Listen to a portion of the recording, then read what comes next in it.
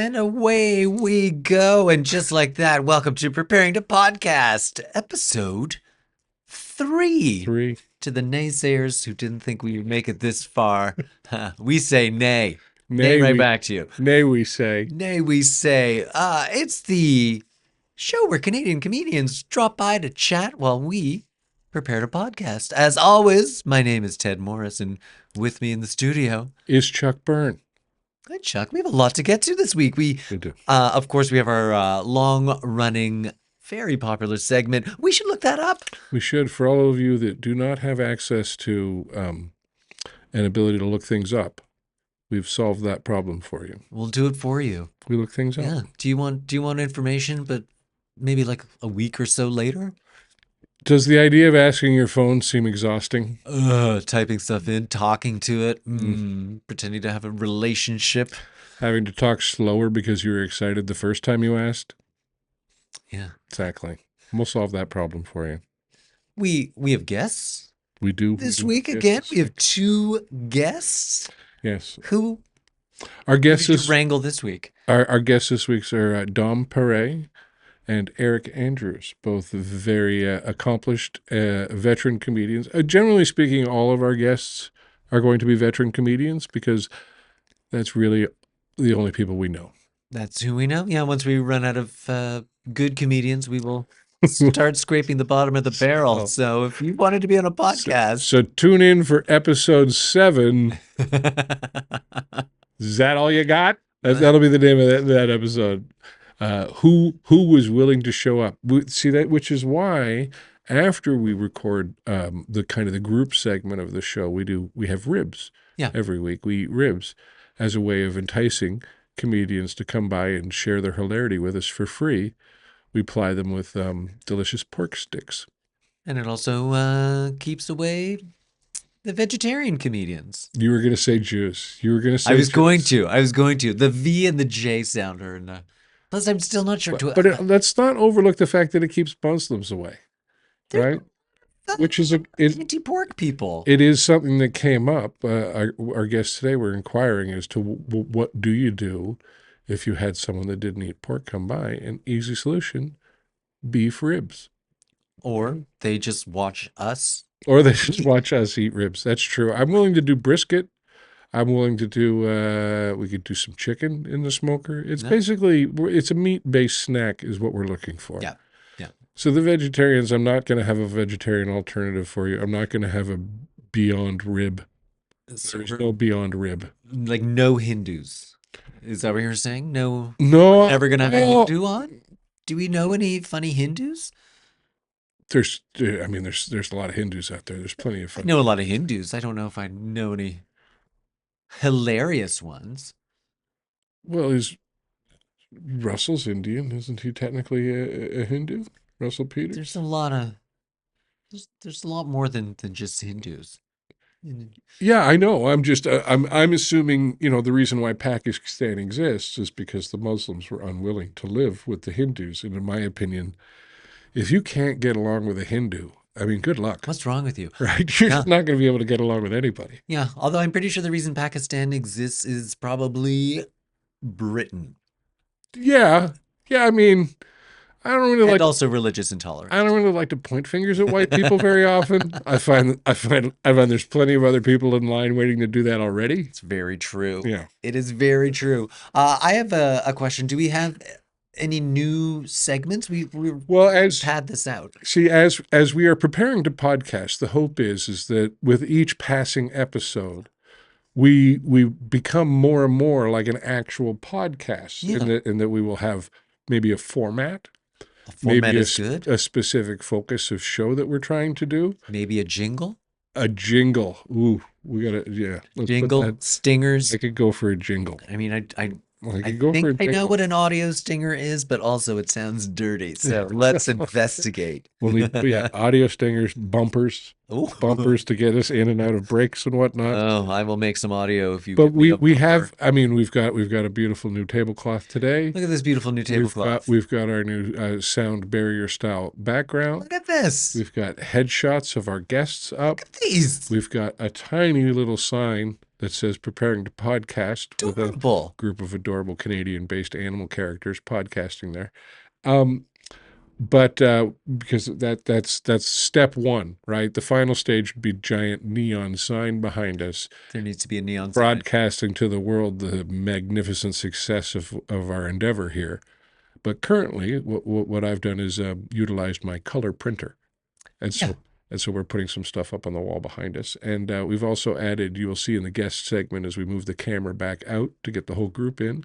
We have some patriotic curtains we've added. Which Yeah, sounds like a euphemism, but patriotic it's curtains. not. Hey, you treat her right, she'll show you her patriotic curtains. Hey, oh, there's a Ooh. there's a snack for Canada. Oh, the rocket's red glare. Bombs, Oh. bombs bursting in my pants. You know what I'm saying? You know, you got to start somewhere, and this is where we have decided to start. Yes. Yeah, so as you know, at episode 3, are we any closer to being I prepared think to we are. I think podcast? I feel we've good. got better surroundings. Yeah, We've got a better camera angle. all I'm these hoping that the angles. sound is going to come out as smooth and dulcet tones. Smooth jazz. We can just do some ADR if it doesn't work, and then Yeah, this can be whatever you want it to be. I could just stop talking and you could listen to me just kind of struggle for breath. Welcome to the CPAP channel. Yeah. Will he make it? That's what we want people wondering as they listen to the program. I wonder if he'll make it to the end of the episode because it doesn't sound good. There's too much rattle in that breath. I need you to make it to the end of the episode so that I don't have to edit But also, this. what I think If you could what die post edit, that would be most at it. gratifying. Yeah, and then as soon as we are signed off on all the audio, feel free to drop dead. Yeah. But also we have our longest running segment, which should we look that up, and as well later on in the episode we will be doing our first, I guess, response to viewer input, response to a comment. We've got some input from someone who watched, I believe, one of the first 2 episodes and had a comment for us. So we're going to address that issue because we believe in responding to the audience. No matter At, how rude they are. well, I'm not going to say that the comments were hurtful, but they weren't strictly praise, and I'm used to strict praise. Right. Yeah, I like Were that. you able to select from No, only one sort of person reached. selection of Only okay. one person reached out. So we're So really going to have to take the comments as we get them. It's not like I sifted through a box of letters that were hastily brought up from the mailroom. I find that hard to And believe. and if I'm perfectly honest, it wasn't even a comment on the internet. It was a friend who texted me. But it was in relation to the podcast, so it technically counts. Numbers are numbers as long as they watch. That's Yes, all we care and about. so because I'm sure a lot of people are watching because they want the unanswered question answered. We have an answer. We have an answer. Now, what was the question? The question was what song was playing when Buffalo Bill was dancing around in The Silence of the Lambs? Yes, in Silence of the Lambs, Buffalo Bill's the serial killer, Yeah. and there's a scene where he's got the senator's daughter trapped in a well in his basement, and he is dancing around in I believe it's a silk bathrobe. Very lasciviously. Yeah, If I'm using that word correctly, and I'm nipples pierced, package tucked, as tucked. it were, and Always a fun gag. and the song that is playing, I will give you a moment to have a guess in your head. The song that is playing is "Goodbye Horses" by Q Lazarus. You Huh? didn't know that, did you? Oh, I Did you? know. Also, that is Q Lazarus's only official release. Really? That one song, which was used in he used it in another movie, Jonathan Demme, the director, used it in, I think, Married to the Mob. And then he used another one of that artist's songs in another one of his movies, and that's it. That's it. That's it. That's the only 2 tracks you could find from that Only artist. 2 tracks. Yeah. But I only wonder. Goodbye Horses was actually I released as anything. I wonder if that's. I wonder if there's a story behind that, like the only reason the person did the music, or released the music was because of some relationship with Jonathan Demme. According to Spotify, and if you can't trust Spotify, who can you trust? She was driving his cab and singing the song one night while she was, preparing to go into the studio the next day. And he's like, "Hey, can And there I? you have it. You, Hey, would you like some royalties to Yeah. support your career for the rest you of your don't life? you don't seem like a professional. I can probably get this music very cheap." Well, yeah. And now she's dead. Oh, well, Wow. happy note. Happy note. Happy note to wrap it up on. That was a lot more information than I thought I had on, Okay. on Okay, Q kids. Lazarus. Anyway, night night. Christmas is tomorrow. Yeah. Santa's dead. So we've already mentioned our guests. We've covered our thing that we should look up. Yeah. And I guess all that's left is to get into the episode. Let's get into the episode. Let's chat to some Canadian comics about Canadian comic stuff. We'll do the intros later. It's really a large production we do for the intros. There's a lot of voiceover work. We bring some people in. Okay. No, but we'll look something up for you. Is there anything you want in your intro? No. No? Good. That's Eric Andrews. It's Eric Andrews. He is a man. It's low maintenance. Dom, anything we should specifically mention? Yeah, I really wanted to be driven home that one time I lost in the finals of Next Top Comic Canada to Eric Andrews. Really? Yes, I did. I came in below him, and he won that night and got an award. And I feel that credit should be mentioned, Eric. Yeah, and I will say that our agent called me the next day and said, "I didn't think you won."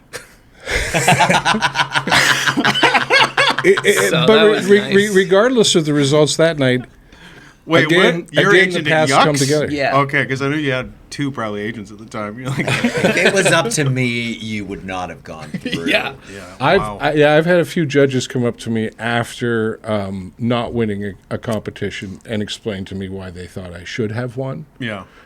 I just don't. I don't want to. Don't give me more I don't hope. think that's the right time to talk to somebody Yeah. who just lost. You know, like maybe Well- send them an email later because they've digested the moment. But usually that's that set of steak knives moment. You're like, I just want to get out of here, man. It's one of those. The only reason anyone ever does it is for the opportunity for exposure, and Exposure. I don't know. Like winning isn't necessarily a great outcome long term. Yeah. And you remove the honesty from the situation, because I always thought the audience decides how your show went, and now someone else deciding how your show went seems to me inherently screwed up. Yeah. Yeah. And usually the judges aren't people that are comedians or comedian fans of comedy. They're like the whatever local radio DJ showed up. Yeah. Oh yeah, Yeah. It's they're kind of half the time they're not even looking at the show. I used to lose to Linda Ellis. It would always be Rachel Cantillon. Anyone remember her? No. Of course I do not. not. Disappeared. I would lose to her all the time. And then Linda Ellis would be second and I would be third. Wow. Like, where were these contests? I don't know, in my house. They might not have been legitimate. When I first started doing comedy, Tim Nutt and I started at about the same time in Vancouver. He started a bit ahead of me. But we had an unspoken contest every week, who's having the better set. Okay. And you weren't allowed to claim victory. You had to be given it. Oh, wow. So it was up to you to say to the other guy, you had a better set than I did tonight. So you had to have new jokes. We held each other to pretty high standards. And I'm glad you did, but I came from a community that was Ottawa, so it was like, I'll see you next week. So no one did any standard holding. We're like, I really love that exact same six, man. That's sick. It's really tight. But that It's was so also tight. we were lucky that we found each other because we were both working as fast as we could to get to the point where we could sell our act for money. So that's what it was about. It was like we both just needed to build a show at that point, because that was, pre-internet, only priority. You need a show. Have an act. Yeah, you need a Tour show. with the act. Yeah. Now you know. Now an Pre-internet. act will work against you. Like you need to be famous. Yeah. Well, You yeah, have some you version run of the social risk media. of having to write a new act like constantly because you're giving it away on the internet. And people 30 seconds at a time. pretty much. Yeah, I think it's down to 7 now. 7 seconds. 7 seconds. Yeah, We're back to Vine. pretty Vine much. is back, baby. They tell you how many people watch the first 3 seconds of your thing, and I've found that I remove a lot more than I would from the beginning of stuff Yes. in order to Get to the good stuff. Well, not even get to the good stuff. Just get to a sentence that is like almost you're halfway through a sentence, so like it's like they're coming in on something. Yeah. Like you have no time to develop where you're going. It's really popular to have a part 2. Yeah. It's the punchline. Part 1 is half of a setup. Yeah. Part 2, punchline. The comics should do that because the women are doing that. The thirst traps are doing that, right? Doing like what? any moment they're going to open their bathrobe. Any moment they're I going to open their see. bathrobe. Yeah. For a You- while they were doing the micro pause. You had to micro pause to like see them in their swimsuit. And I didn't have the hand-eye for it. Yeah. This is like strippers waiting until the third song. It was a video game I couldn't win, which Yeah. was so annoying. Yeah. It's good to know that we're still training our youth to have good hand and eye, though. No, I don't think that. hand-eye coordination. I don't think they were training the youth. I think they were fighting off senility for people like me. Oh, Right? Like okay. I don't think the kids have the same algorithm as me, where it's 40-year-old women that are almost going to open their bathrobe. I got a lot of that on my feed. Well, I guess like every time you fail and accidentally double click it, now I think that's And the thing. You're reacting to it. You're reacting to it. My whole feed is I know my rights, and then that's it. And it's I'm a and I sovereign don't even- citizen. I'm at the point where it is. It's all part 2. I'm like, they're still arguing about the First Amendment or something. And Oh, I'm yeah, like, yeah. I'm not doing a part. I know where this. I'm not 7 parts of like, listen here. I'm like, I've done a bunch. I've done a bunch of those recently, where I'm just essentially addressing Americans and kind of just trolling on them a little bit, and the number of you live in a Muslim country, Yeah. your government is tyrannical, just like why would they yell the truth at you like that? It's confusing. I just think if your government's being run by this elite group of whatever, and they're all super convinced that all they're interested in is making you stay in your house and taking away all of your rights. I don't think TikTok engagement is where you want to focus your engagement. If you really believe that. I don't know what to believe anymore. If it comes to politics, I kind of don't give a shit anymore. I've had to disengage because like too many people are polar. Like there's like as a comedian, I'll say it this way because I've noticed like comedians getting on board with politics, and I haven't watched what you've been saying. I don't know what you've been pissing off or who you've been pissing off. But I've noticed people who choose a side, and that's popular, I guess. But for me as a comedian, I think it's a disservice to yourself because then you can't make fun of both sides because they're both going to be wrong. Yeah. And if you go polar, like when it comes to your side fucking up, you can't push them back. Like you kind of have, if you're going to be a comedian, because both sides, it's politics, they're going to fuck up. Like, Well, and so much of politics has nothing to do with their jobs. It's about just picking a side on things that people feel passionate about that aren't necessarily, good government. right. You know. What are you passionate about? Women's sports. Women in women's sports. like sports where you can almost see it if you freeze it at the right time. Just, I want to try and figure out what that bulge is when the sprinters are in the blocks. How am I supposed to feel about this? How do I know who to cheer for? Yeah. It's just nothing. Like it's like women's. It's like an off one. Like women's single beats volleyball. Like just like you see it at the Olympics and that's it. Huge fan. But there's like a touring league of beach volleyball. I'm like sure a world there is. touring league. Yeah, I'm sure there is. Yeah, there's Do a they- world touring lead of Do they have trading cards? tiddlywinks. they should. I mean, I'm sure they have Instagram accounts. Yeah. Yeah, women's volleyball does a lot, I think, for the Olympics in general.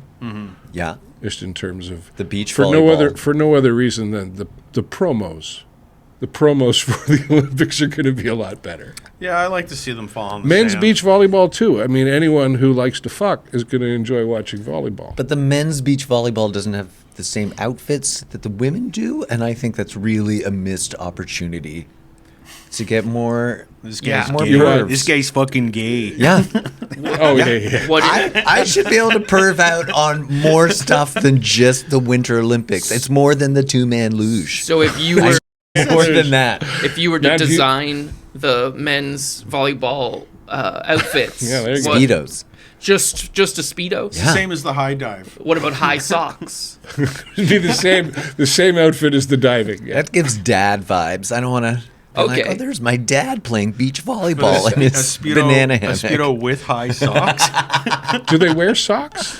No. I think it's barefoot. It's a barefoot sport. Yeah. Yeah, but I don't know if socks count as. Like, you could do socks. Yeah, you can do socks. No, you can't do socks on the beach. I mean, they're breathable. Have you seen a No, German that's on the holiday? problem. The You problem can- is they're breathable because if you get sand inside a sock, now Yeah. you've got to. That's why you're going to sand your feet right off But your body. that's why the high sock. Yeah. Yeah. But if you get sand I'm not inside, worried about sand creeping up my leg and jumping over the rim. I'm worried about sand working its way through the weave. Well, you would Alright. have new socks every game, probably. yeah, tight Still- socks. Do you have a sock Yeah, but sponsor? I don't want tight. I don't want a tight weave on my socks if I'm Brought wearing to you them. by If I'm wearing them on a Hanes. hot beach, right? I'm wearing these socks on a hot beach. Yeah. I'm going to need a loose weave to deal with the heat. I think this is a problem that solves itself, really. Well, you No barefoot. socks. Yeah. Yeah. I mean, no. Pave the beach. No. You cut the bottoms of the socks off. Oh, Now they're just warmers. Leg warmers. Ankle warmers. It's easy, man. The friction will do it for you. You're It's like a Eric's sock. onto something It's here. a sock version of the jazzercise leg warmer. Oh yeah. Yeah. yeah. I like that.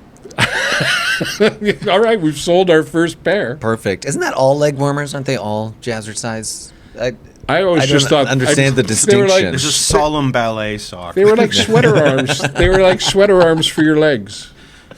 Anyway, but the jazzercise qualification made me think that maybe I was missing out on some exciting Well, that's how- advancements. And Jane Fonda's who introduced them to me. you got 20 minutes? yeah. She's got a workout for you. Oh, yeah, I got 20 My minutes. sister used to do that on vinyl. So at one point you had to like flip the record over Oh. in order to, work out your ass. She got super rich with that. It's like a Jack LaLanne. Oh, yeah. And then, amazingly, she opened up like a whole industry of it because, what's her name? Chrissy from Three's Company with her Thigh Master. Suzanne and Summers. Yeah. Billy Blanks with the tie bow. And Yeah. like it's Cher had a exercise video. true. The grandmother from the Golden Girls had one. Really? Yeah. No, she's not. Hang on. Which one is she? I know Estelle Getty. Estelle Getty. Estelle Getty. Getty. Yeah. Get ready with me. Get ready with Getty. Oh, I like that. I like that. I'm not sure if you're lying. No, I'm not lying. What was That's real. What was she? Oh, yeah. Well, the thing is, everyone thinks because she's the mother in the show that she was much older, but she was She actually was the youngest. Yeah. Yeah. She was 2 years younger than.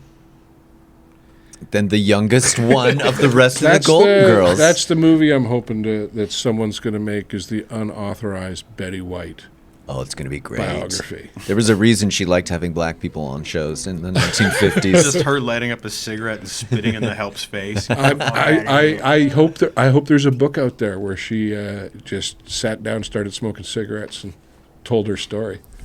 Did she have a bad one? No, just A woman in show business she since was the a 50s. she was a woman for in the sure show some business shit went since down. and a working one Yeah. I want names. Who also- I want descriptions of dicks. who also would have been I want prime ev- time for women's rights and all of that kind of. Never got into any kind of political thing about anything. She was always just Betty White, there for a laugh. But she would get angry if you brought up Angela Lansbury. Oh, I mean, yeah? lots of people do. Was she, I don't know. Was she up for murder? She wrote fucking murder she wrote. She fucked me. because good back end on that. Yeah, That Angela show's still Lansbury, on. notorious truly. bitch. And yeah, neither of those women are alive, but that show's still printing money. Yeah. It's crazy. Man. Who's watching that right now? People as they age out of life. Yeah, I guess it's just on. a It's cable it's network it's somewhere. on, and it's the one thing everybody in the common room can agree on. Then Yeah. if we don't like the new Matlock, bring back the old Matlock. Yeah. But in the meantime, we'll watch Angela Lansbury. Did you watch the new Matlock? No. Did I watch the old Matlock? Is that the one with, Also, no. What's her name? Kathy Bates. Kathy Bates, yeah. No. There's there. Okay. Lewis Black, when he opened up, he did the keynote at Just for Laughs, and he did this whole walkthrough about essentially the power that executives have, and that somebody who had written Ally McBeal wrote a script for him, and he wanted him to do the role, and he could not get the executives to agree. And at the end, he debuted that the show was happening, but Kathy Bates was the one cast in it. And that's apparently this has happened many times where it's like been written for somebody like some guy, but Kathy Bates is yeah. like, I see myself in it, and they But give it to her. that's also the nature of show business. They're like, I wrote this for so and so, and the executive's like, yeah, but this guy over here is under contract, so guess Yeah. who's going to get the role? Yeah, exactly. Yeah, I'm not famous enough to get an audition where like I am described as what they're looking for. That'd be like we're looking for a Ted Morris kind of character. I'm like, For okay, a so Ted me? Morris type. And they're like, no, not you. No, like a type. Someone like you, I like you, but worry- not you. Yeah. I worry that if I ever saw Chuck Byrne type, that I would audition for the role, just a and casket. then they would tell me that I was too old and too fat for the role. That would be my nightmare. I was told I was TV ugly. So it's like in real life you're okay looking, but like you would get cast as an ugly person on TV. I just always assumed I was TV ugly. Like, you see someone who's cast as a main cast, they're usually gorgeous. Yeah. Like, you're just Yeah, like, okay, yeah, I physically see it here, and you must look amazing. Or they look freakish a little bit. Like, they have like a bigger Yeah, yeah, forehead yeah. or a jaw that's uncomfortable, but on camera they look amazing. yeah, if Yeah, you've got yeah, a yeah. giant head, oh, it looks so good on TV. Head proportions outside of the norms on the bell curve will really help you in Hollywood. I think there's a shift happening where we're accepting more interesting looking people in roles. It's very generous. Generous way of stating that. Yeah, I think I don't know what it is, but I've got a feeling that we're moving away from the beauty type. Back to the 70s. Yeah, someone who's got a little zip to them. Well, we got to get their attention in 3 seconds, right? So, you want a good, what the fuck's wrong with that guy's head? Yeah. And when is he going to take off his bathrobe? I am curious. I will keep watching. Pause. Pause. Damn it, pause. Damn it. I'm going to have to watch this video like 150 times to get this right. All right, so this was the intro, by the way. Yeah, when are we starting this podcast? was good. This This is was just the intro. This is Just some how warm-up. we go. This is it. This is is how just- we go. And then from this... This has been the podcast. Yeah, thanks for coming, guys. That was amazing. We will pan out some gold at some point. Oh, hey, I had an interesting question. Just because in the first couple of episodes that we've done, we've told a lot of not horror stories, but not the things that are funny now but weren't funny at the time type of story. Yeah. But for you guys have both been doing comedy, both of you north of 15. Are you 20? yet? I'm 3 years in. You're 3 years in. You're coming along, man. I'm You're coming almost along. there. I 'Cause almost it- wrote a punchline. I've been mostly doing TikToks. There's a future. There's a future. Having spent some time with you, it really does feel longer than Oh, that. It does. It really feels longer than 3 years. No, it should. I do a lot. To But, make that seem- For like the missed opportunities, the gigs you don't get, the audition that falls through, the corporate gig that cancels on you, like all of those things that can over time really grind on you in show business. I usually find that there's also a few moments that can sustain you for years. Like for me, it was I had the first time I ever headlined in Toronto. The guest spots were Derek Edwards and Mike Wilmot. And I was completely and totally outgunned. Like they came in and completely destroyed in front of me, and I just tried to keep up. And then cut to like maybe 10 years later, and I came off stage at the Halifax Festival, and Derek Edwards walked up to me, and all he said was, "Oh, the kid's been writing." And that would have kept me in show business for another 15 years probably. Just that recognized from someone that you completely and totally idolized. Yeah, that is really nice. And he didn't have to say it. He didn't have to, but stuff like that is what gets you through all of the terrible. Yeah, the first time I ever headlined the Toronto club, they put Aaron Berg before me every night. And Counter programming. For our audience, Aaron gets on stage and he's going to tell some jokes about being a stripper and taking drugs and masturbating and jizzing all over the audience, which he will dramatically act out at full volume. Yeah, Cum Go ahead, Rags Eric. featured prominently. And I'm just different than that. How so? I don't see it. It's the same act, but it's a different energy setting. Yeah. Yeah, but it was interesting to like see the room change while he's up there, and then figuring out how to change it to suit me afterwards. You know, but it ended up working pretty well. And you know, 10 years after that, I saw Aaron Berg, and he said something similar. He said, "Who are you?"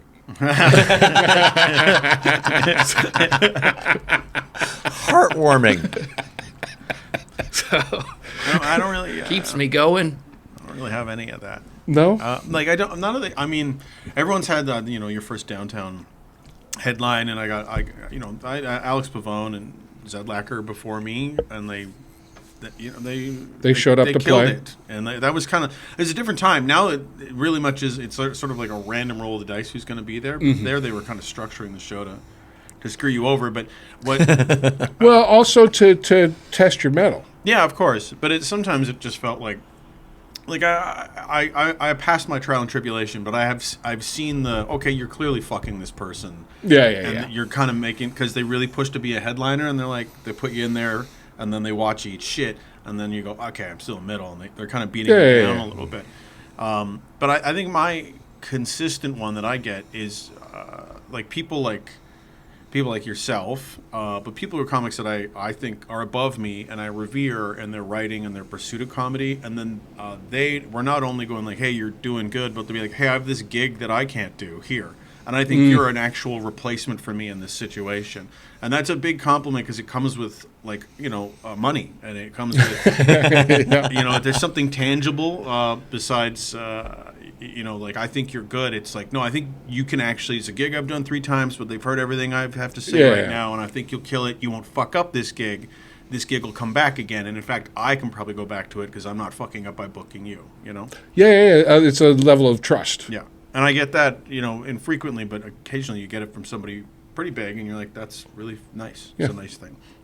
Well, you've gotten to work with some pretty big acts. Yeah, I'm 3 years in, and everyone's big to me. They're all really, really big, and I'm scared. What are you, about 27 now? Months old, yes. Oh, I'm so scared. Sorry if you feel intimidated by me right now. I don't know who you are. I'm Aaron Berg. Don't come for my cum rag material. Oh, yeah. He has this line about, he has a line where there's like shit underneath his thumbnail, and it makes me laugh so much. But it is, I've had to follow him doing that, and you're like, all right, so me and my girlfriend have. I'm like, what am I doing? But you gotta, you figure out how to get them to, how the audience will come to you. Sometimes you just gotta reset, Now, what's the thing on your resume? Like, because when I started in the late days of the previous century, everybody was chasing the same thing, which was sitcom / Tonight Show. Yeah. And I don't know what people chase now. Like, is that what you were chasing when you first started, or were you chasing anything? You just wanted to do it. Like, what's the top of the pyramid? Yeah, that's a really great question, Chuck. Dom, do you want to start? I just think that we'll have different answers because we have different experiences. But when I started in Ottawa, and the ultimate thing was getting Just for Laughs. That was sort of like the end point. And I'm like, I don't know if you were getting that same grind, because we were so close to Montreal, and it was like all the Montreal comics cared about too, right? Mm-hmm. Yeah, I guess Just for Laughs was kind of the thing. I got to audition for it in my second year of comedy, which was too early Oh, that's tough. for me. And it wasn't on a showcase. It was like a night where somebody slotted me in and they were coming to see me. Ooh. And it was like at the Rivoli, which I don't think I ever It's had like- a good It's show like at. 8 No. strikes on one pitch. Yeah. So I ate it. I don't think I got a single laugh on my whole thing, and I just stayed backstage until everyone left afterwards. And I was like, oh well, that's done. But one person stayed after the show, and he was waiting for me to come out, and he's like, I really enjoyed that. So that was Aaron Burr. Aaron is really punching above his weight class in really this is. podcast. So there was something about like failing for something that you like strive to achieve, and missing, but finding another Something avenue else came out where of it. where somebody enjoys just what you do in general. I think one of my favorite parts of this job is that no one will ever walk across the room to tell you that you're terrible.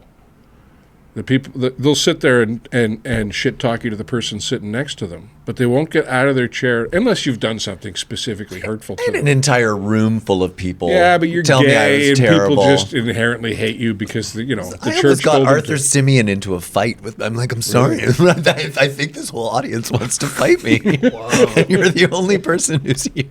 Yeah. I think Chuck's right. It's rare, but I've definitely had people. Really? I've had people in an elevator on the way down. Some of the crowd got in the elevator to leave the theater we were doing, and they told every comedian in the elevator they loved them, and they did not like me. Oh yeah, And but then the doors open, and then they just walked out. And it's like, everybody's what the fuck? everybody's had that though. The audience walks by the 3 comedians, and 2 of them get eye contact and a handshake, and one of them just gets the eye Yeah. contact. You were great. You were great. You were on the show. You were also there. Yeah. I recognize you from somewhere.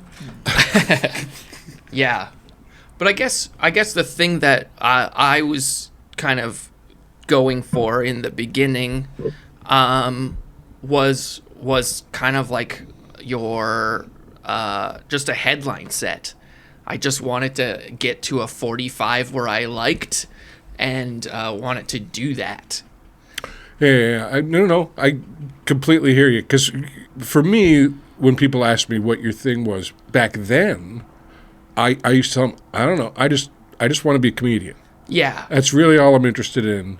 And I understood at that point, like I'm on mile 1 of like a 6,000 mile journey here. If I'm serious about being a comedian, and so the idea of like, I'm going to host a Tonight Show. It's like, yeah, but there's an impossible amount of work that I'm not Eddie Murphy. I'm not showing up at 16 and killing it. That's not who I was. I was 16. I was sitting in my basement watching VHS tapes of Bob Newhart. Yeah.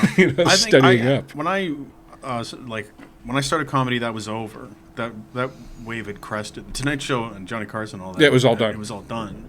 But I was, a kid who'd watched it all, and I appreciated it. And Letterman was still on. But I didn't ever envision that being something that I was capable of. And then the further you do it, you're like, whoa, what am I? What keeps you going? And then one day I want to get this. And now I just want. I don't value the same things. I value an audience. I value fans of comedy. They don't have to just be diehard fans of me, but just fans of me. But I'd like people to be fans of me so that I can wield them like a fist and destroy others. You know what I mean? Yeah. Like to just point and be like, they're not funny, and then say some moral reason and destroy them. Get them canceled. It's amazing how I'd love to win the Lotto Max and have a hit show on network television. But what I'd really be happy with most probably is being able to get 150 people to show up in any town I went to. Yeah, absolutely. That would actually probably give me much more satisfaction and joy. yeah. And are the people paying you? Yeah. I just get to do my show. Okay, Right. But It's a jury of but if 150 100 It's an angry mob. 150 people just to show up. Yeah. You can get people to show like up for very Everybody, little. everybody gets to give me one spanking, and then we move on to the next town. Yeah.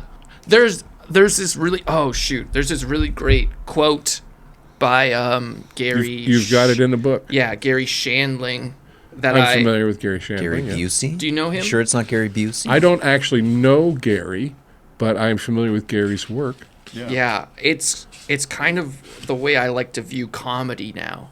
Oh yeah. Can I read it? Okay. As No. long as it's not, Please don't. about dying. Okay, so this is what it says. It says, maybe your comedy is a natural gift to be given to others with joy to help them through this impossible life, and you are sharing it with no desire of getting anything in return. We are so selfless. We are generous human beings. Okay, yeah, but let's also remember that sentence started with maybe. Yeah, because there's an aspect where we love to get money for it as well, so we can live. And that part is definitely. But I love the idea that it's kind of we all have entered into this, not necessarily in the pursuit of money originally. No. We did it for a different reason that sometimes is unquantifiable, but or maybe you just felt like you belong in this type of world. So there is a weird selfless act to this job as well. True. Because for years we probably did it for free. For just pure passion of Just it. because we loved it. Because you had Still to do it. Still do it for free. Yeah. Not as much as I once did it for free, but if somebody's got a microphone and I got a night off, yeah. Yeah. Yeah. So I really like that idea of comedy in my. It's I like the simplicity of comedy in that it's everybody knows what's supposed to happen, Yeah. and I like the honesty of it because you can't deny whether or not it's happening, and I think there's an added good to everything when a group of people get together to share a laugh. Yeah. Yeah, I don't think that's ever necessarily a bad thing for the world. No. And sometimes we get a little personal with jokes, and that maybe somebody is going through something similar, and they can relate to that. Or we step in it, and they're going through something that we have no idea about. That's what I usually do. It's true too. I'm like, oh, I'm sorry. Your cat died today. That was a lesson I learned post-COVID, was death jokes.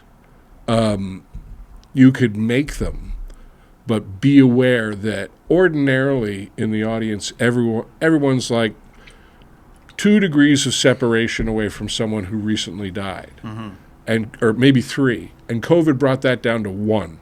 Like everybody knew someone who had either died or knew someone who had lost someone close to them. Like everybody was much closer to knowing someone who had died. So all of those jokes, everybody was 10 times more sensitive to them for no other reason than, it was just an open wound and you didn't want to be poking at it. A little salt in there. I've been yelled at after shows and during shows.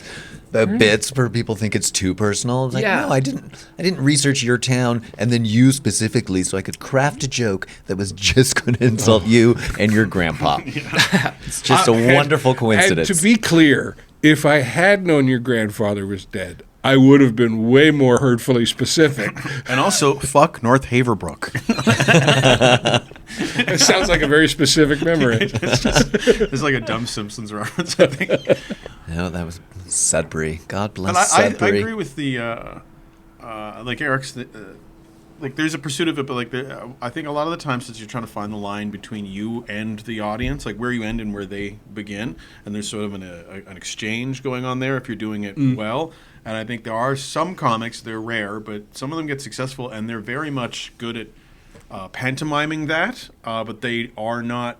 They're almost not there. They have jokes that they're delivering like a machine almost, but they don't really connect with the audience, and it's strange because we all know a version of it where you're like, oh, you don't care about this, but you do this, and I don't get why, because it hurts to do comedy sometimes.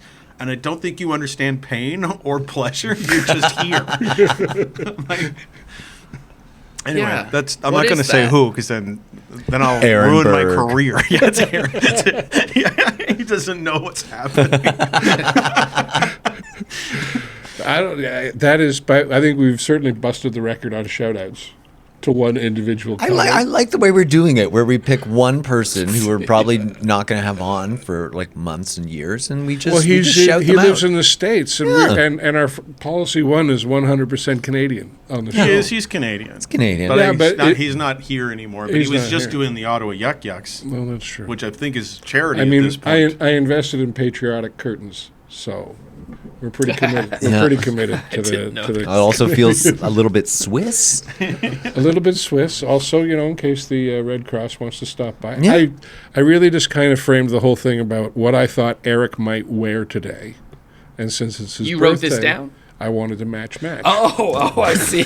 Yeah, I kind of look like your curtains. Yeah, exactly. That's pretty cool. It's so I can think about you all the time at home. Me It's too. A little bit, me too. it's quite kismet. You were you sounded like you were really gearing up for something special there. Not so much. All right. Yep, all right. And we'll be back. Oh, after a word from our sponsor. Yeah, we forgot we were going to throw in some random we'll be backs. Gotcha. And we're back. Oh, See? What a great.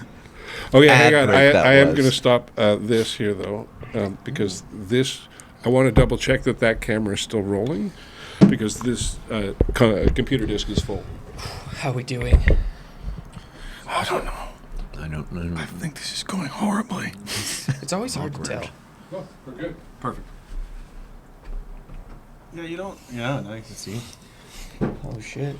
Did your printer run out of black ink? No, the printer didn't run out of ink. That's what you look like, Ben. That is not printed. And, That and, is. and For to my be honest, photo- well, I see, because Doesn't need this way, I can. I'm looking into being able to click here, and you can go to this person's Oh, okay. whatever, right? Yeah. So if the pictures are in the frame, Yeah. I printed out the headshots, put them up on the wall, and Dom's headshot. The more I look at it, the more I like him. Yeah. Right? You seem very friendly. Yeah, it that's- seems like you might have been recently arrested for a DUI, but you're kind of cool I with talked it. my way out of it. Yeah, you're kind of cool with it. Like, bro. It was just wine coolers, right? bro. It's just good. Doesn't count. You've got your coat on, so that tells me you're not going to overstay your welcome. Yeah, I was leaving. Right? Yeah, exactly. There's all sorts of positive there. Pretty cool. And then I printed yours out, Eric, and the more I look at it, the more fear I have for humanity in general.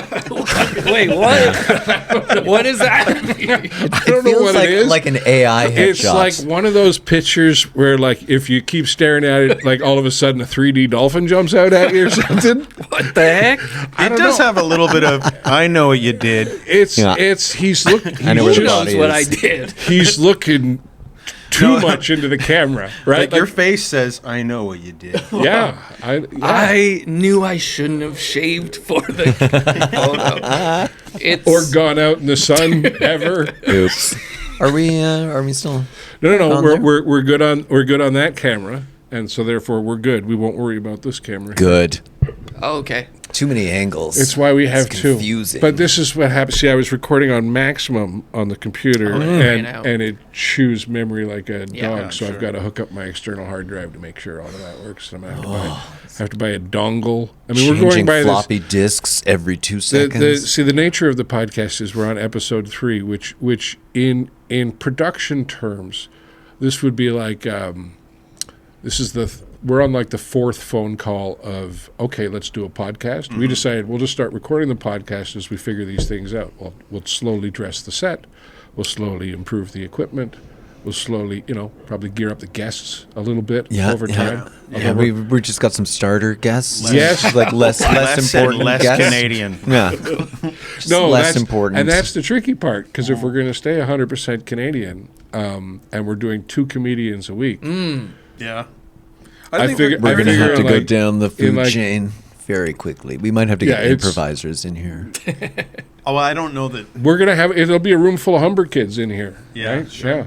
And they have hope. And that'd be nice. Oh. That'd be interesting. And we'll never let them leave. That's maybe that we should do, Ted. We should bring Humber in some kids? people. Well, we should bring in some people that Don't know what they're talking about. just started.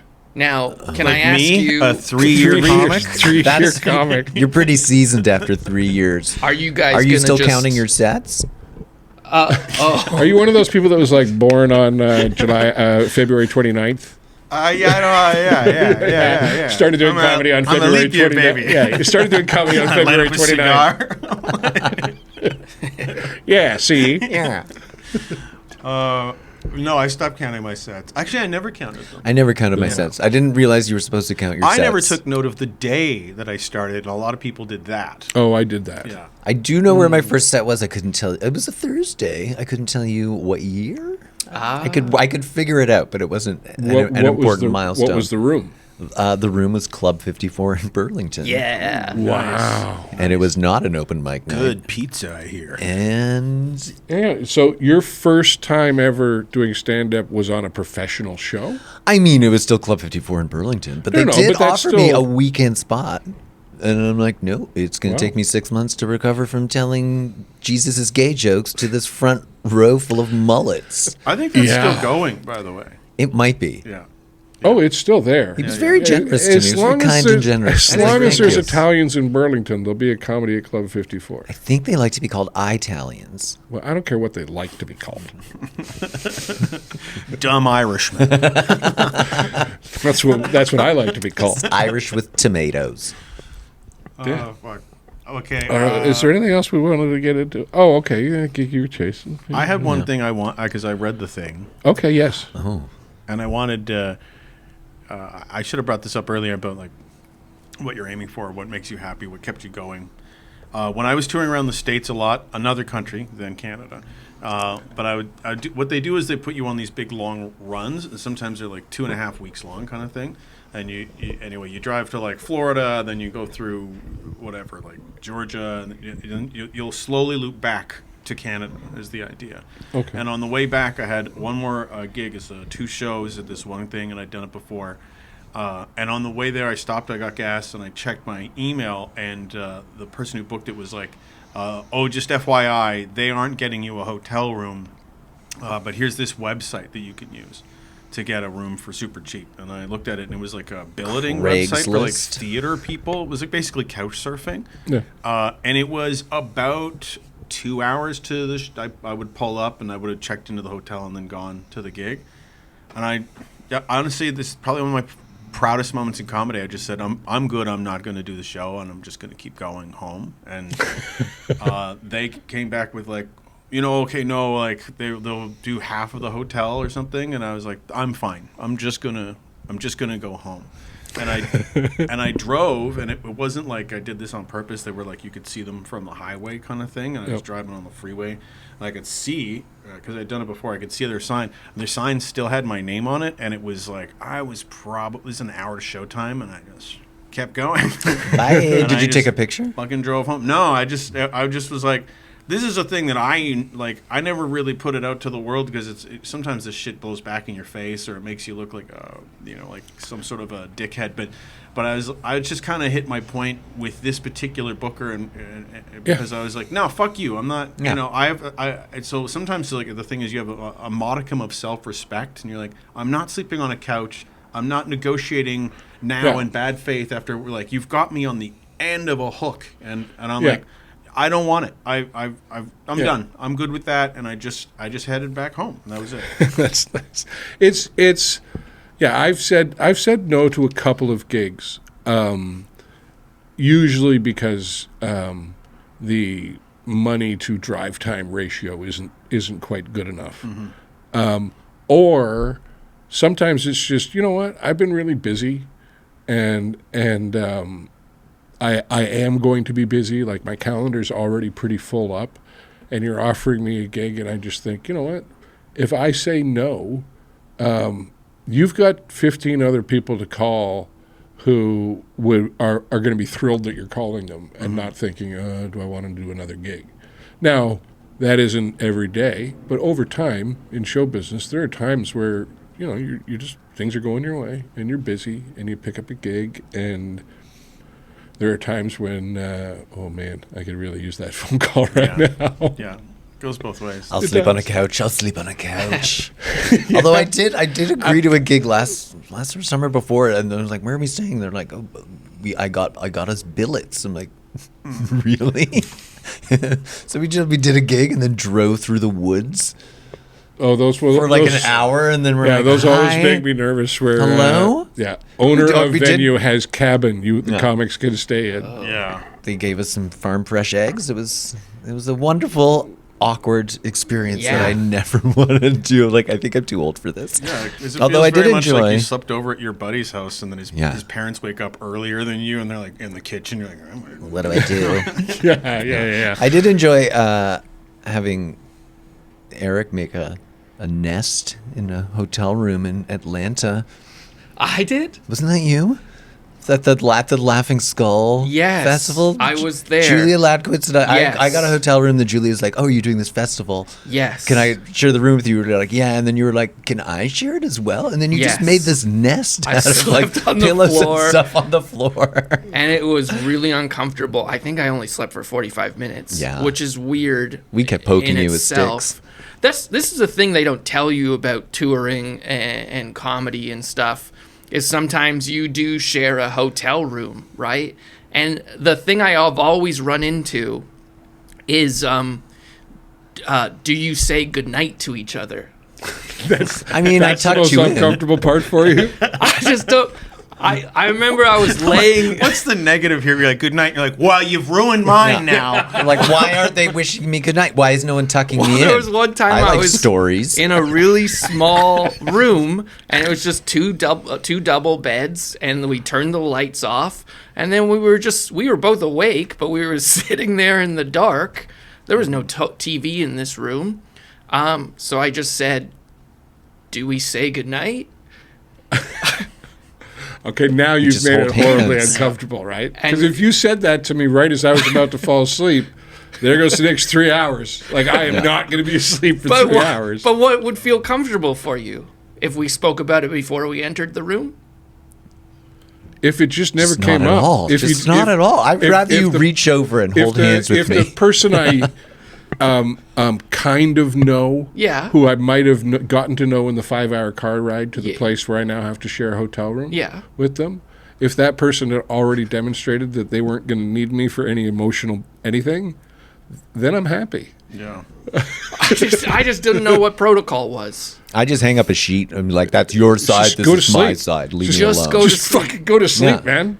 That's it. Just go to sleep. I mean, if you're a weirdo, you can try to masturbate quietly, that kind of thing. See if the person brings it up. Well, Why be quiet? I think Do it while saying good night. Good night. Good night. Do we say good night or do we just start jerking off? The lights are out. anyways, we tried it. We said goodnight to each other. Yeah, how'd And- it work? It was really uncomfortable. Yeah, exactly. Yeah. Oh fuck.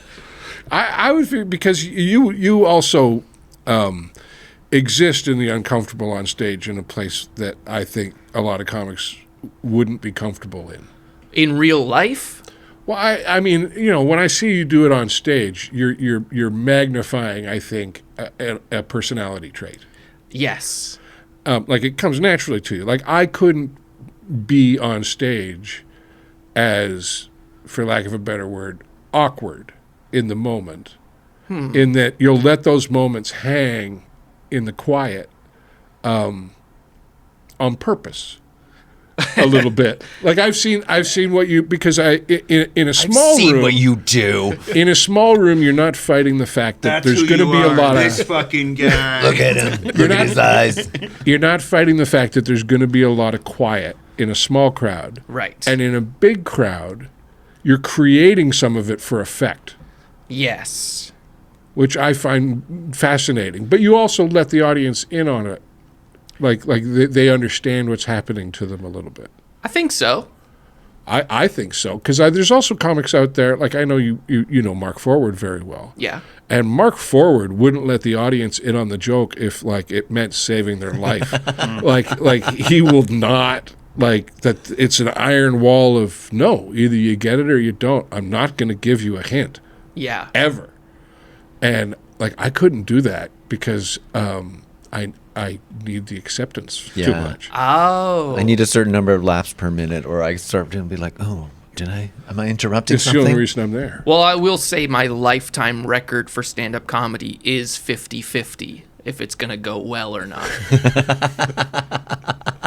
Which, if you played baseball, Hall of Fame. Yeah, those are good numbers. Right? You should get a glove.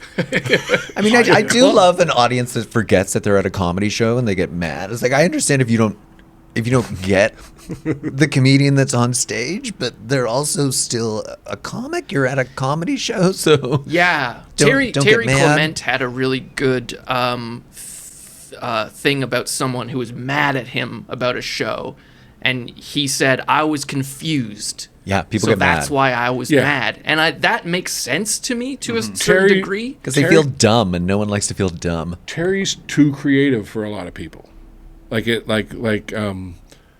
People sometimes like they get angry if things just don't make sense. Yeah, And Yeah. Terry's a guy that loves it when things don't make sense. yeah, and there's a certain It drives some people fucking nuts. You take it very personally. What I adored, this is a while ago, but Mark DeBonis, he would do sets, and he would get that response sometimes: confused people, angry people. And for a while, he would walk around with pamphlets that would just say, like, they literally would say, "So you've just seen Mark DeBonis," and it would explain the general idea of what comedy was, and that he didn't always have to get it. Like, and he would hand them out, oftentimes at the door. It was really pretty ballsy. I First enjoyed couple it. of times That's I saw great, though. DeBonis, I'm like, is he in on the joke? Like, I question it myself. I'm like, maybe he doesn't know. Oh, yeah. Maybe he just Yeah. talks and then With the bonus, sees what happens. it's a bit of a shell game going on. Like you don't. Oh wait, he's picking my pocket. He's working with somebody else. Yeah. You don't even know what the real game is. Yeah, we used to live together. We went to school at the same time, and we would live together. And we had this really nice living room. Were you a Humber? I was a Humber kid. Yeah, I had a pretty good year. It was like DeBonis, Chris Robinson, Rob Bebenick. It's like Yeah. all working comics. Now. Yeah, I didn't realize we had an intellectual comedian in the room with some credentials. but I'm gonna need some air quotes around intellectual. we. Well, he pretended to read a quote out of a book. We don't even know if anything was written down. that's a good point. That's what happens It's when an you go to Archie Humber's. comic he's reading out of. We set up our living room to have our own desks, 2 desks, and my desk was closer to the front door. So he started to treat me like the receptionist for anyone that was coming over, and it drove me mad. But then he got intercom systems that we started to use. Did you have to get coffee? Did he call you Toots? Yeah, we got coffee. We also had a Zimbabwe guy sleeping on our couch for a good amount of time. I never slept on your couch. No. He was the guy on our couch was there for so long. He put his family portrait up on the wall. Bold. Was it as good as this? It's a It was committed pretty good. house guest. The best thing was his dad looked exactly like Bernie Mac. So, Why was he there? well, he he needed a- somewhere to stay. Was he a Humber guy too, or No, he was York University. Boo. Yeah.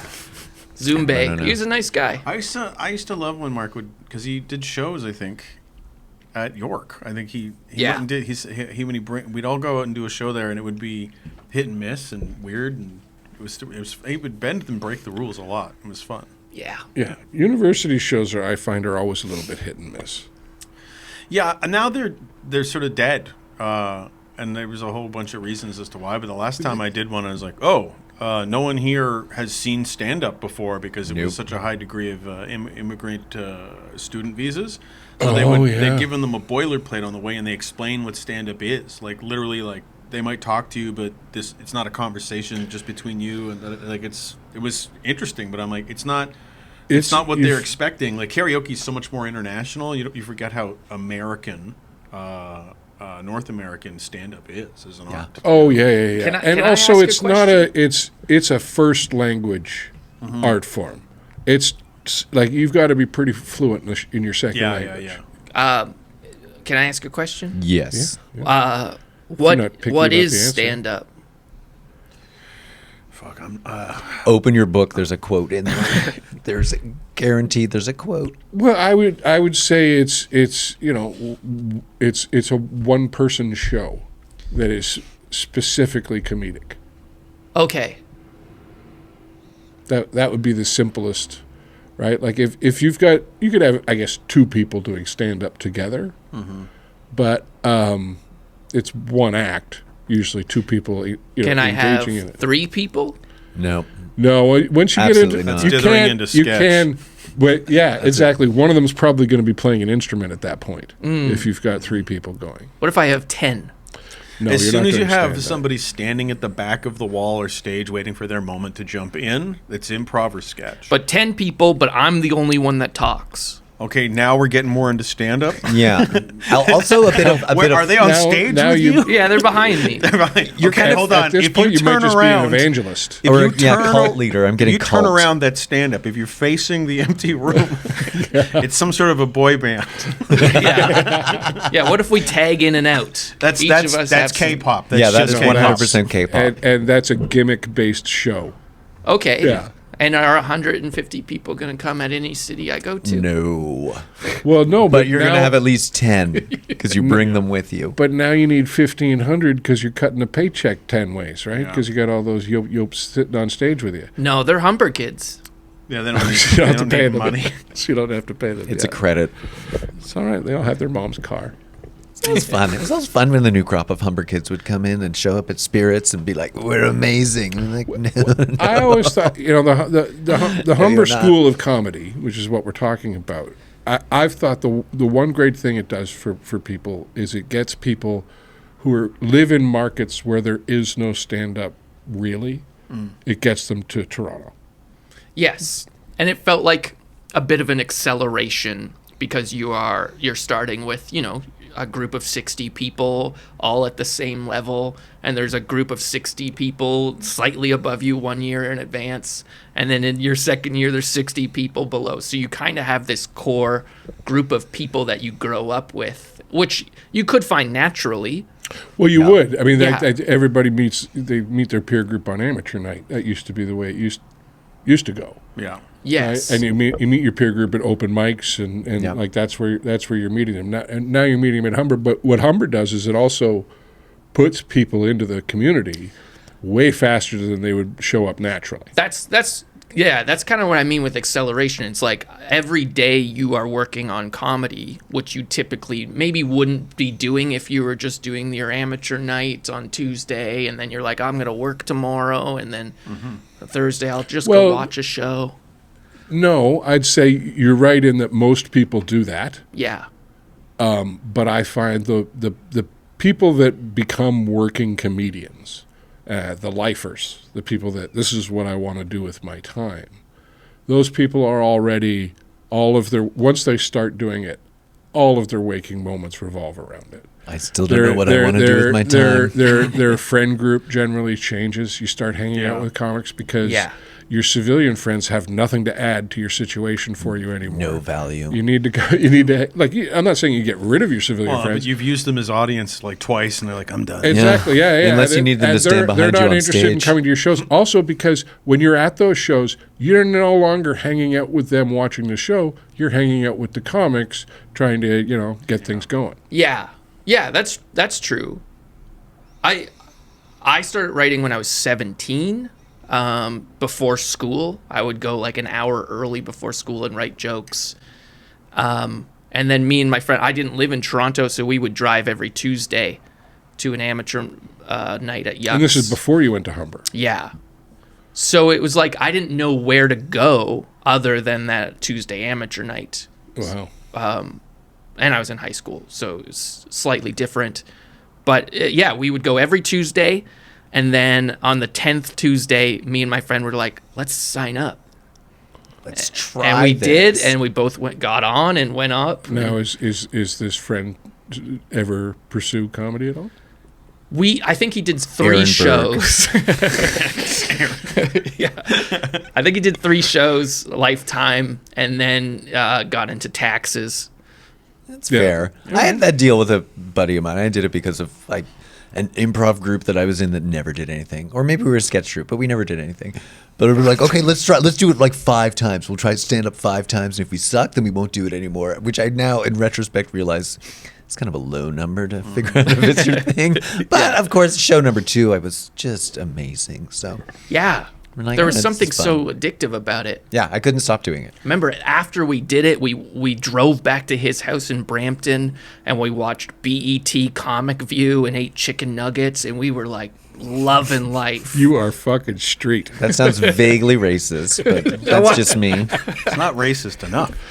Yeah, exactly. What kind of sauce did you have for them nuggets? Sweet and sour. We There watched you black comedy, we ate some chicken, and we had a good time. I think honestly what happens though is sometimes you start in improv and then you get into sketch and you're like, oh, this is what it was, sketch I like, and then sometimes you end up in stand up and you're not like, it's okay, but then you end up in improv and you're like, no, improv is what I like. And some comedic people are just, they grab when it clicks, you're like, that's the one I really love. And stand up is like, I love it. I don't know, I couldn't explain to you why, but I did improv and I did sketch. I just think there's something a little bit more, it hits my soul in a different way than the other ones. Well, you're also taking on all the responsibility. Yeah.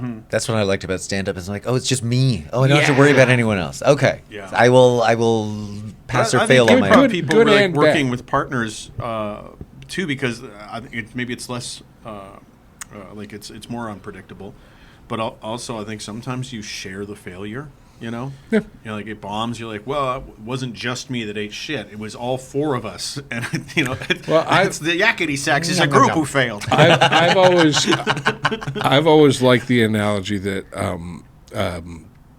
if treat a show in the same way that you would a hockey game, in that it's Don't a watch win, it? a loss, or a tie. The Okay. ties you can't really do much about, right? Usually it's either a good crowd and you're not on your game, Well, or, there's no or you're ties on your anymore. game and it's. But for the sake of the argument, win, loss, tie. Okay, Even so if you call it a win or a loss. You want me to imagine a world where hockey games have Yeah. ties? Soccer. Okay, Why think was about it I like saying this? football. There should be a soccer reference.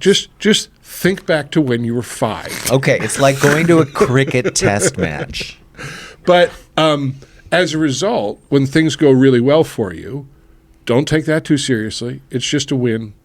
And when things go terrible for you, don't take that too seriously. It's just a loss. And that, because someone told me that early on, because the shows that go great are just encouragement. Keep going. You're doing the right thing. But the shows that didn't go well would crush me. Yeah, Like just crush me. And to the point where like I'd be despondent if things didn't go my way on stage. Yeah. And I just had this comedian, he was from the States, and we were on the road, and he was like, man, you got to let that go.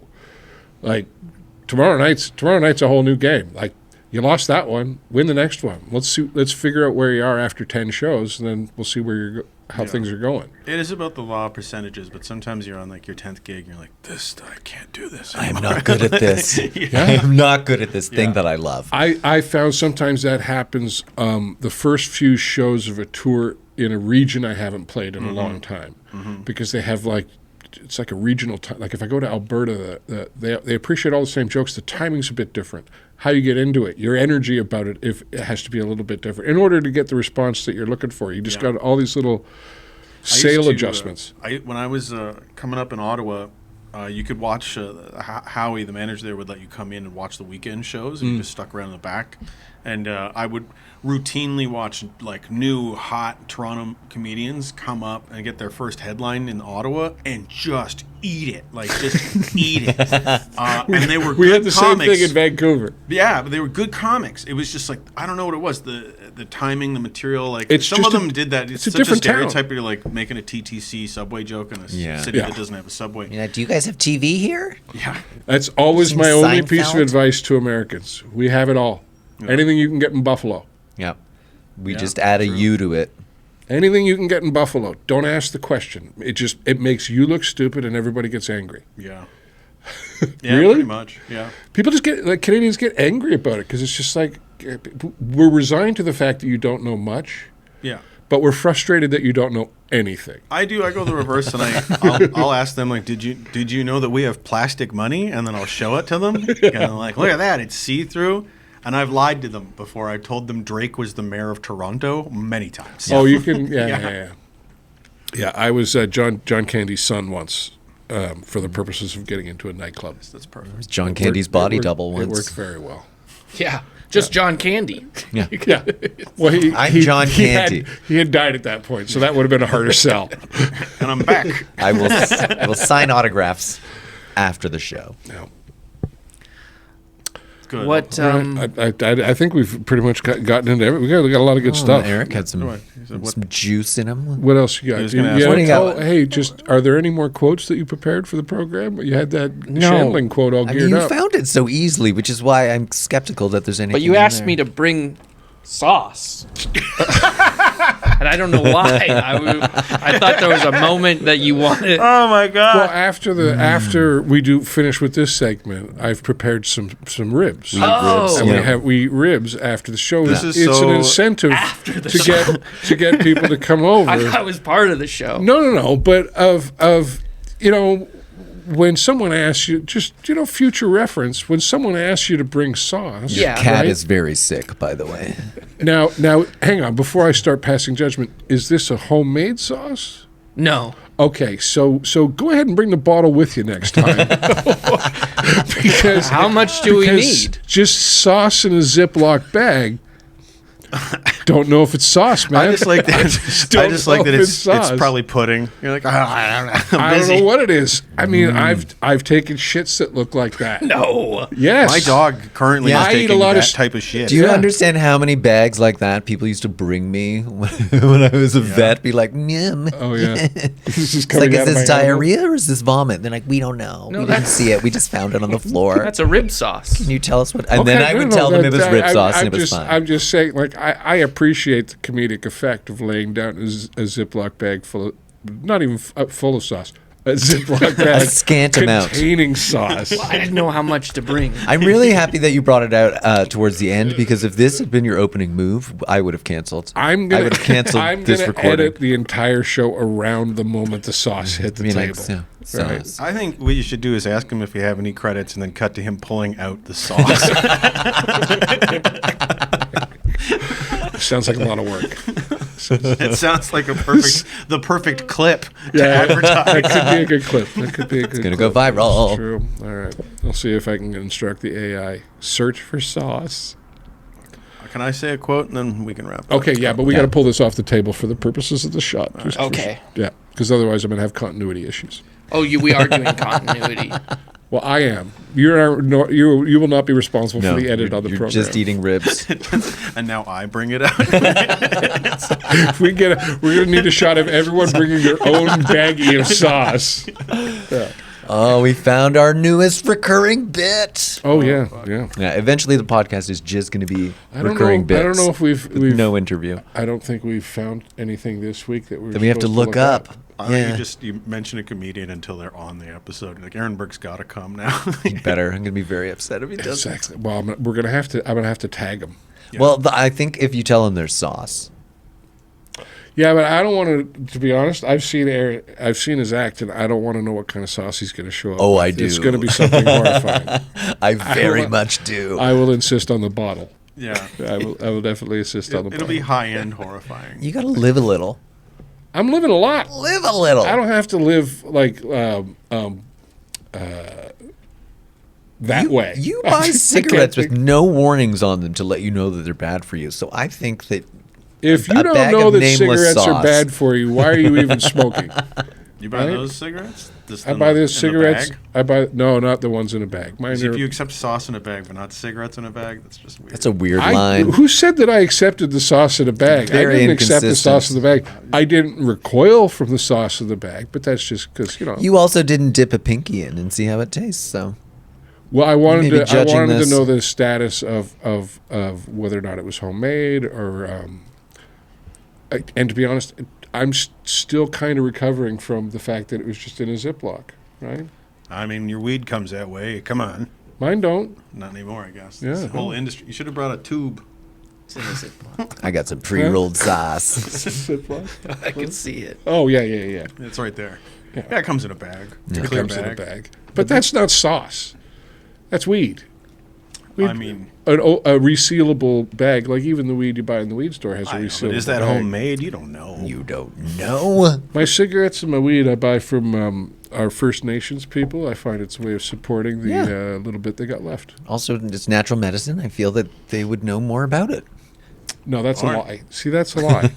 That's a lie. They're not in tune with the community. They're not in tune with the earth.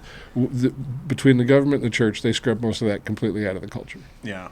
I just get mine like rarely, but I'll just get it any dispensary. They'll have seemingly the same stuff. They do. Yeah, it depends. Like if you're an irregular marijuana smoker, it's not worth it to drive out.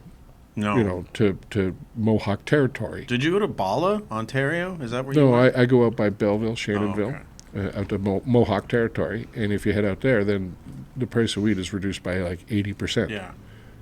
Yeah, I went to a road gig in Bala, and there were 7 different smoke shops. Like There's a few, Yeah. there's a few stretches along different highways in the province where it's just like, why are there 12 weed stores out here in the woods? And that's why. Yeah. Because they all used to be cupcake stores, and then that, boom, faded. All right, so the quote that I was going to say is never take a no from someone who cannot give you a yes. And I learned that doing sales, but that often applies in comedy and in the business that is show. A lot of times you spend your time spinning your wheels with people who could not give you what you wanted and asking them for anyway, but they will confidently say no, having no power to themselves. So I think that's an important thing to learn. That is nice. What's an example? You ever try to like beg your way? Like here's this one. I remember I showcased at a club because I wanted to get into they're called Funny Bones. Yeah. And they were like, we're going to give you a showcase, and I went and I showcased, and then that lady was like, yeah, you were fantastic. Here's the email of the guy who makes the choices. Okay. And I was like, I had not confirmed that she could say yes. She gave me the showcase, but she could not give me the pass through. Right. Yeah. Right. And there's a lot of missed opportunity in not realizing who you're talking to, and you can showcase for a Yuck's manager at a club and not get into Means Yuck's nothing. roster. Yeah. And there's a lot of misapplied energy in that. I see. So if I were to say, Ted, do you want this sauce? Yes. He could say no, but really I should be asking Chuck. Yeah, I think it's closer to be like he could say no to you, but could he say yes? Could I and say, I think am in this I a case, gatekeeper? yes. Am I gatekeeping your sauce? But I think if you're trying to get him to take the sauce, you shouldn't be asking Ted. Ted's like, no, Chuck doesn't want the sauce. you got to ask Chuck. And to be honest, if you know anything about Chuck, you don't even really need to ask Chuck. Just give him the sauce. Okay.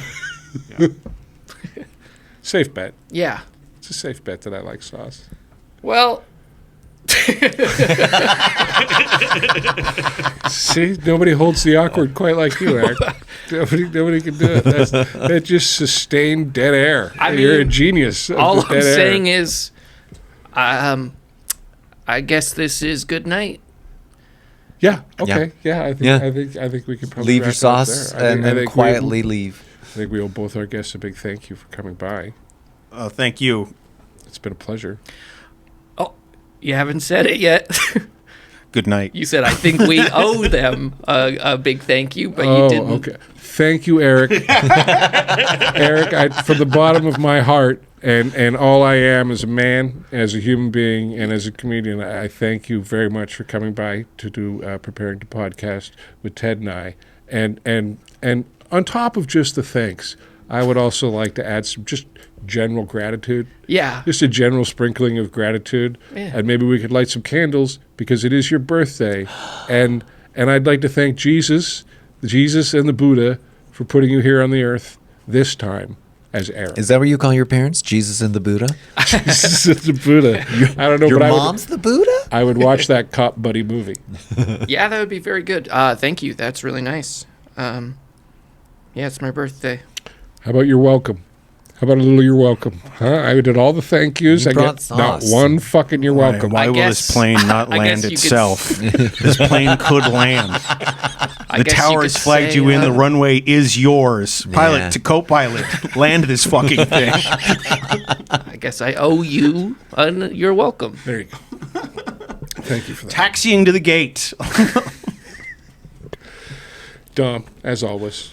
Thank you for having me. Yes. See how easy that was, Eric? Yeah, it's much more simple. Oh, sorry. I was. Sorry, I was thinking Checking about your phone, sauce. dozing off. He's fondling his sauce bag. Moved on. See, that's the thing is I don't know why the sauce bag is warm, and I don't want to find out. It's preheating. I feel good. Like, that would be nice to walk around town with just a bag of sauce you can throw at someone. That would be good. That's one of the great things about being a man.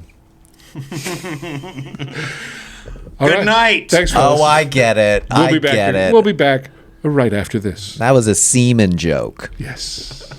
That was our chat with the hilarious Don Pare and Eric Andrews. It's fun. That was really fun. I'm very disappointed that he didn't remember nesting on the floor of my hotel room It's in probably Atlanta. some things you just block out. I thought that was going to be like an important watershed moment in his life, but apparently it's only registered on my. Apparently he's nested in other people's hotel rooms often enough that it isn't a distinct memory. I feel cheated, and I feel a little hurt. And quite frankly, we're never having Eric back on.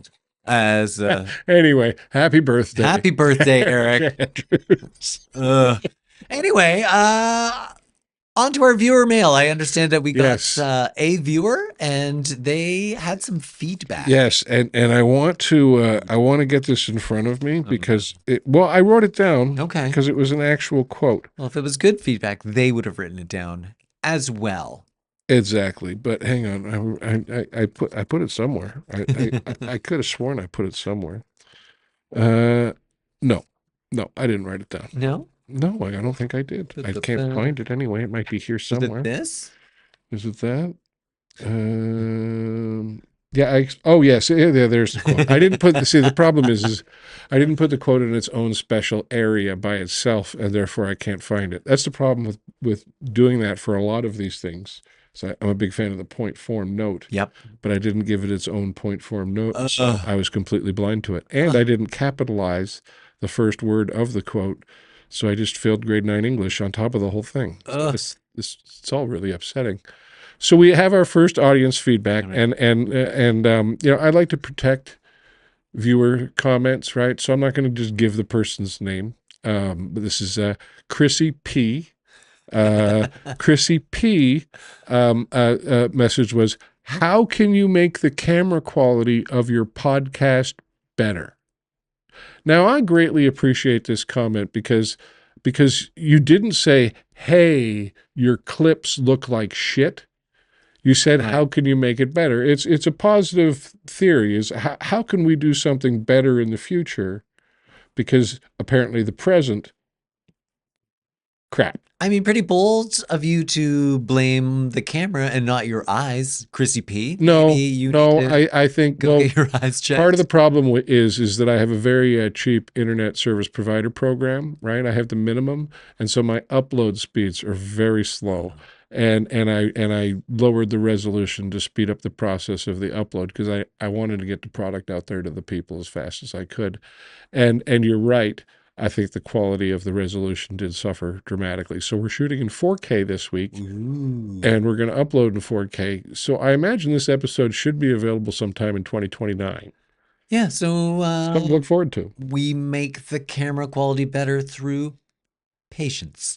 Patience, yeah, That is the secret ingredient. Patience, Just be patience. patient.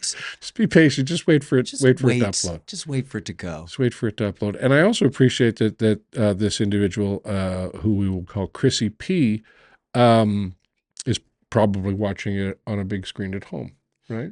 Yeah, That would be my assumption. I would also like to remind Chrissy P that traditionally podcasts are just an audio format, Yeah. and the video is just a wonderful added bonus that you don't appreciate. Yeah, well, I think this was about the promotional clips that I had been posting online, which took a low-res image and then zoomed in on the low-res image, which created a clip that looked very much like archival footage.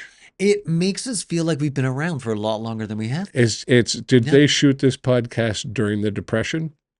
Right? Who knows? Yeah, it looked a little bit like the guys throwing baseballs, and it seems like they're doing everything just a little too quickly. Yeah, and then at one point, just a cue card went over the camera and told us what was happening, and then a man played a little out-of-tune piano in the corner. Ding ding ding ding ding. Bang. Yeah. Okay, so that's your answer. Is we're working on it. Yeah. We're working on it. It's more, hey, what a great camera is more of an episode 19 comment, maybe, right? Yeah, when Yep. you want to get into the nuts and bolts of things. We're heading into Christmas. I got kids, things are a little tight, right? But we'll see. We'll see. We'd love to if anybody has any kind of hookup on a wholesale or stolen camera that we could, we don't even need to buy it. We just have access to it for a couple hours on a Wednesday afternoon while we eat ribs. We'd be willing to offer ribs. I think you're just supposed to go and not say stolen. Well, I don't like to leave a lot of room, All right. right? Yeah, that's what she said. Actually, that's what he said. That's what your last boyfriend said. I don't know. My boyfriends don't ever talk to me. No, it's that's just why do they're this, your boyfriends. do this, do that. He shuts his pretty mouth. Well, no. Does what he's told. The last thing they want me to do is shut my mouth. All right, I think that's where we leave it. Good night, everyone. That's where Don't forget to take your teeth out.